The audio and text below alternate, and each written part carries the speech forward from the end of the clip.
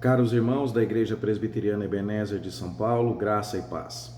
Hoje é sexta-feira, dia 1º de maio de 2020, e nós mais uma vez temos o renovado privilégio de meditar na Palavra de Deus em busca de encorajamento, de consolo e de orientação para a nossa vida nesses dias de pandemia do coronavírus 19. Hoje pela manhã, vendo as notícias, li pela internet que o prefeito de São Paulo, Bruno Covas, estuda outras medidas na tentativa de conter a pandemia na nossa capital. Isso pode incluir, inclusive, o bloqueio de ruas, pode incluir medidas ainda mais restritivas quanto aos comércios que poderão ficar abertos. E quando a gente lê notícias desse tipo, a gente se pergunta: até quando? E o que eu posso fazer enquanto isso para minimizar os efeitos da crise? Talvez alguns estejam se perguntando, e com muita justiça e propriedade: como vou fazer para sustentar a minha família? Como estarei depois que tudo isso acabar? E como faço para sofrer menos os efeitos de tudo isso? São perguntas legítimas, são perguntas sérias, são perguntas importantes. E é claro que todos nós devemos exercer com responsabilidade o dever de cuidar da nossa família, da nossa casa, devemos ser diligentes, sem dúvida alguma, devemos inclusive viver a igreja socorrendo uns aos outros, e nesse sentido nós só podemos agradecer a Deus pela Ebenezer porque temos visto o quanto irmãos têm sido levantados para socorrer uns aos outros, o quanto irmãos têm orado, intercedido uns pelos outros, e temos buscado nos encontrar, ainda que virtualmente, e viver a comunidade cristã. Em tudo isso, temos muitos motivos para agradecer a Deus. Porém, o que eu queria destacar com vocês nesta manhã é a pergunta mais excelente de todas. E nenhuma dessas que eu mencionei anteriormente é a pergunta mais excelente de todas. Embora devamos, sim, estar atentos às nossas medidas de diligência para sobreviver à crise, para enfrentá-la de maneira precavida, prudente, preparada, nós precisamos, acima de tudo, nos perguntar como Deus está usando esta provação, esta tribulação para nos moldar e o que é que Ele deseja nos ensinar. Como atravessaremos esta crise para a sua glória? E então esta pergunta é menos centrada em nós e muito mais centrada em Deus. Menos preocupada com o que há de acontecer conosco e que tipo de desafio haveremos de enfrentar, mas como haveremos de crescer em direção a Deus no enfrentamento desses desafios. Então, trata-se de uma pergunta que busca, antes de qualquer outra coisa, atingir o fim supremo da nossa existência, que é glorificar a Deus e desfrutá-lo para sempre. Então, pensemos nisso e lembremos disso à luz do episódio em que Pedro e João, os apóstolos, foram presos por estarem falando a respeito de Jesus em Jerusalém, e as autoridades do Sinédrio, enciumadas, prenderam os dois, fizeram ameaças e, no entanto, por causa do apoio da multidão e não tendo como castigá-los, depois de fazerem ameaças, os libertaram.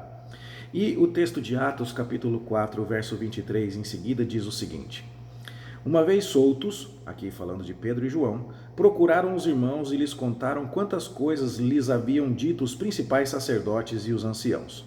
Ouvindo isto, quer dizer os irmãos, unânimes levantaram a voz a Deus e disseram: Tu, soberano Senhor, que fizeste o céu, a terra, o mar e tudo o que neles há, que disseste por intermédio do Espírito Santo por boca de Davi, nosso pai, teu servo, por que se enfureceram os gentios e os povos imaginaram coisas vãs?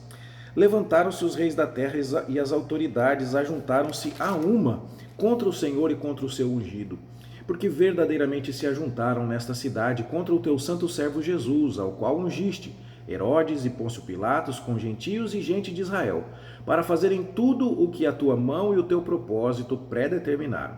Agora, Senhor, olha para as suas ameaças e concede aos teus servos que anunciem com toda a intrepidez a tua palavra, enquanto estendes a mão para fazer curas, sinais e prodígios por intermédio do nome do teu santo servo Jesus.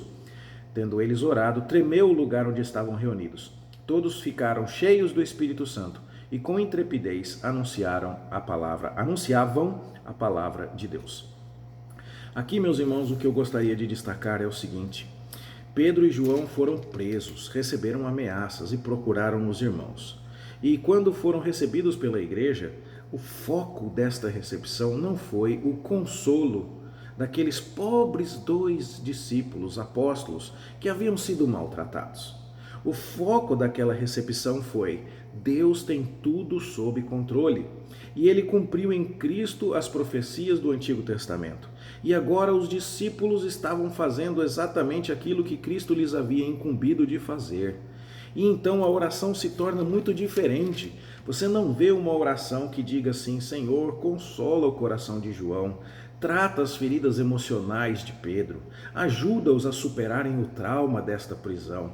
Não, as coisas aqui são diferentes. Deus está em ação, Ele está agindo no mundo, Ele cumpriu as profecias em Cristo, o Salvador já veio, isso supera qualquer trauma e qualquer dificuldade. Então agora, Senhor, concede aos teus servos e que possam anunciar com toda a intrepidez a tua palavra e olha para as ameaças das autoridades que os têm constrangido.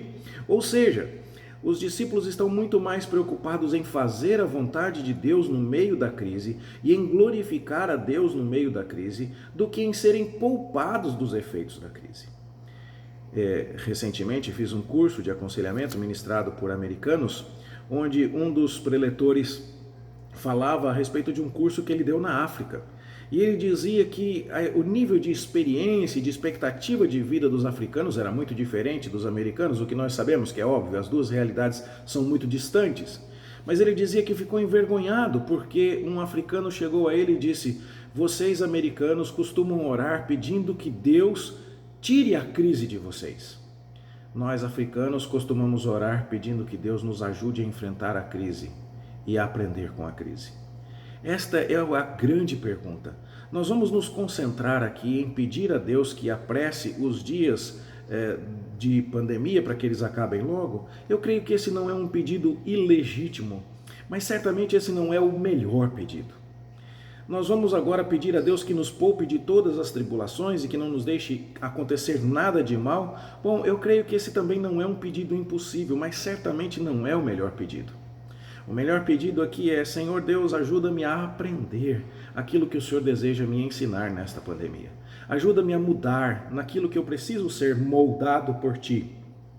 E que esta pandemia me transforme à imagem e semelhança de Cristo ainda mais. Que esta tribulação seja o Teu instrumento para me moldar conforme a Tua palavra e a Tua vontade revelada. E que assim eu aproveite esta pandemia de uma maneira cristã e piedosa. Que minha oração não seja simplesmente atravessar isso sem sofrer qualquer consequência, mas que minha oração seja enfrentar todos estes custos e estas privações e estas inquietações, de tal forma que as consequências na minha vida sejam aquelas que o Senhor planejou e deseja para o meu aperfeiçoamento, a fim de que eu seja ainda mais parecido com meu Senhor Jesus Cristo.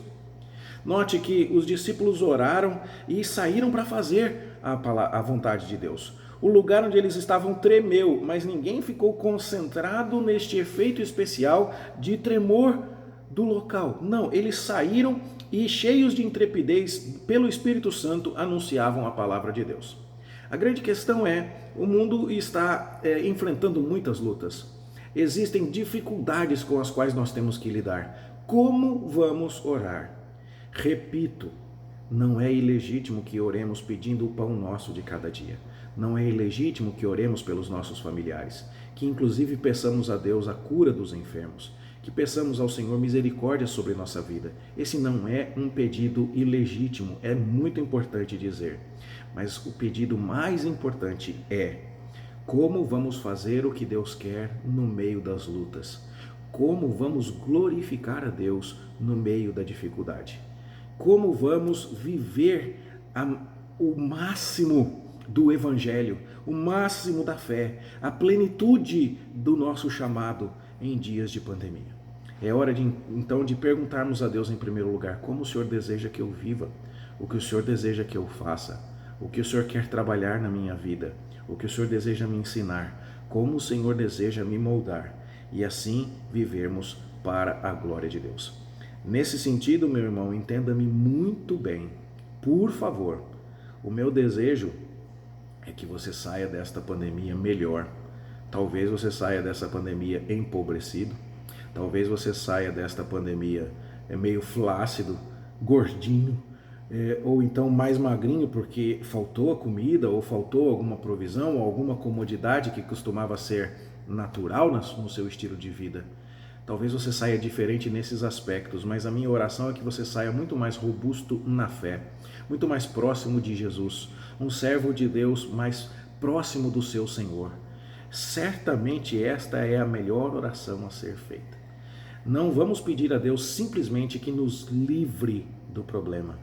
Peçamos a Ele, como os apóstolos fizeram, como os africanos ensinaram aos americanos, que use esta crise para nos aperfeiçoar. Se assim fizermos, a palavra de Tiago vai se cumprir em nós. Poderemos ter por motivo de toda alegria o passarmos por diversas provações, sabendo que a provação da nossa fé produz perseverança, produz esperança, produz o nosso aperfeiçoamento. E isso é o que de todo o coração e em amor eu desejo a você. Que você aproveite esta pandemia, que você cresça com ela e que mesmo dentro dela você viva para a glória de Deus. Não sabemos o que nos aguarda, não sabemos quanto tempo vai demorar. As notícias de hoje parecem sugerir que as medidas de isolamento vão se estender, que elas vão ficar ainda mais restritivas, mais severas.